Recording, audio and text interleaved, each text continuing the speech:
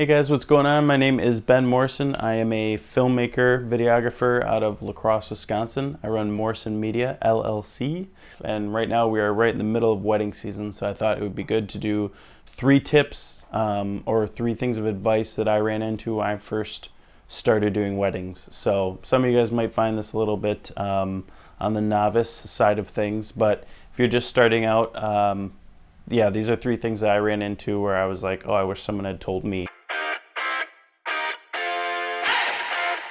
So first of all, just test the compatibility of your memory cards, your camera, and your computer when you start out. I know everyone really likes to look at, including myself, like to look at how cool cameras are and like, oh man, this is the latest and greatest one. But one thing that I ran into was how everything performs together. So if you get a camera and your memory cards aren't fast enough, you know, your camera won't record. It'll literally tell you don't have fast enough memory cards. You could do a certain codec on your camera, H.265, 264, XAVC. Mess around with these different codecs. Each camera has different ones, and sometimes I'll play them back on my computer and they'll run smoothly.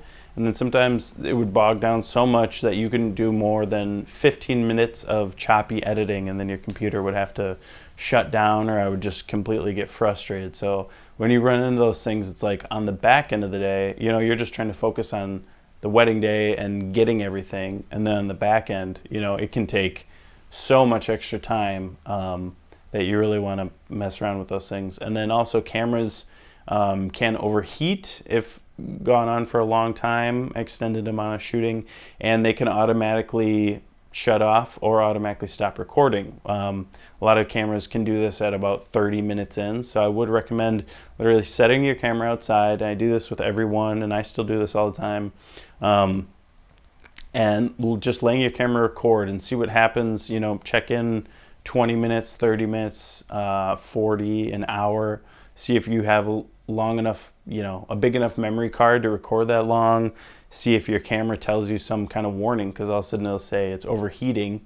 Well, what if the first time you see that is over in your during a wedding? You know, you'll freak out. I've had that happen. I think a lot of people run into, they want to get the cool camera and they want to get the nice lenses, and that is of course important, but then when you get your memory cards, what you're recording onto, it's really difficult for me to read and understand memory cards. They have a lot of little symbols and things like that. Reviews certainly help, but I have run into ones where they're not fast enough, where it's not a good brand and they're spotty, and all of a sudden, you know, your footage just didn't record for whatever reason. And it's like, it's kind of like you're betting your whole day on, you know, this knockoff memory card that you bought used. It's like, I don't know. It gets a little scary. So that's just kind of my first tip of things that I didn't really think about when I first started. So second tip is actually just the plates underneath. And again, some people might say like, of course, but I ran into having different styles of plates underneath my cameras. So basically you put these on, and say like I put on this one. This is a little plate to put on your camera. And then that's how you lock it into your tripod. So it's right there. And if you have a different style, you know, it's just like with anything. Different cameras have different charger ports. I run into that all the time. So if you have a plate that doesn't work with your tripod, all of a sudden you're out of luck.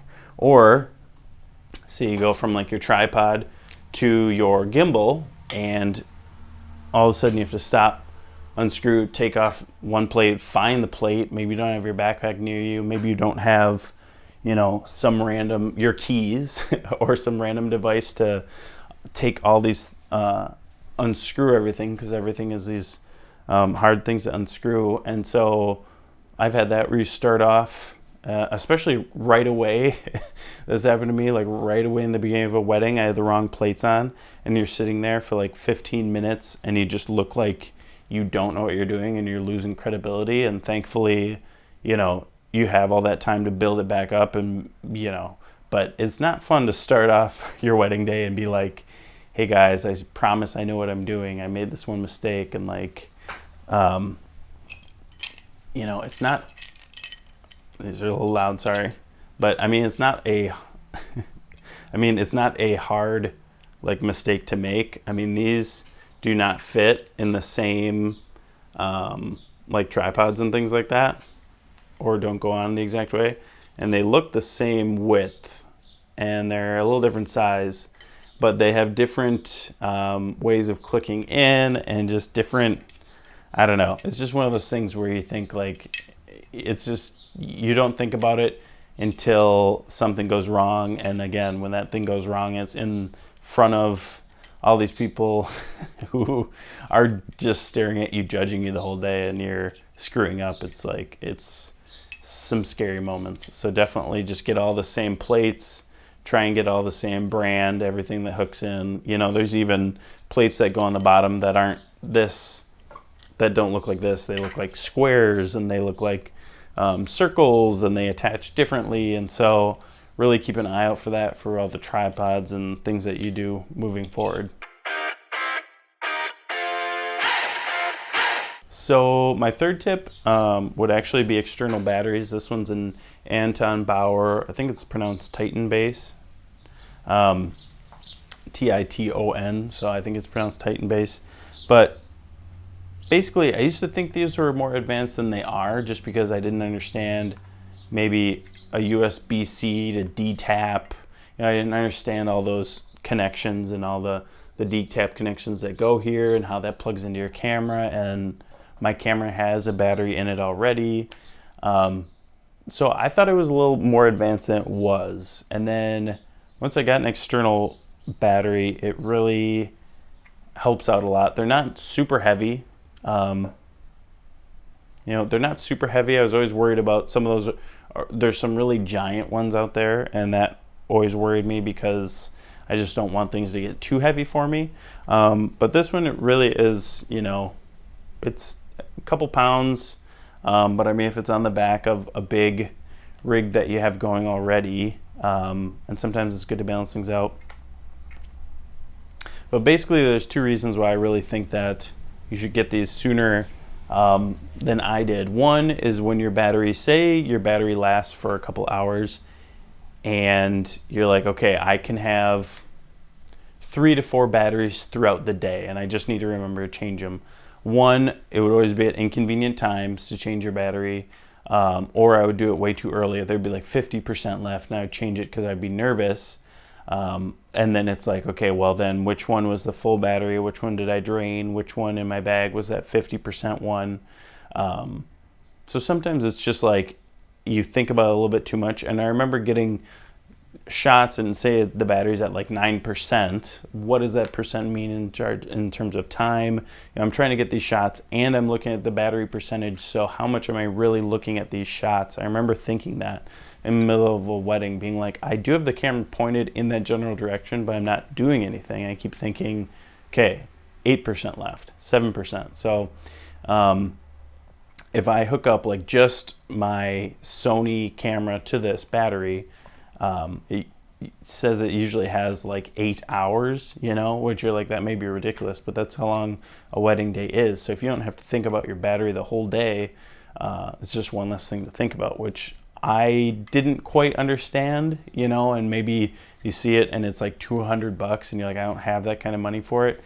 I think it justifies it in the amount that you don't have to think about it. And then the other thing is that it's, you know, you can hook up multiple things at once. So say you do start running an external monitor and maybe you have like a wireless HDMI system on top, or whatever else, things that need battery. All of a sudden you're thinking about 2 or 3 things that all are running at different battery times and things, and then you just aren't even focusing on your shot. You know, you're just like, when is this run out of battery?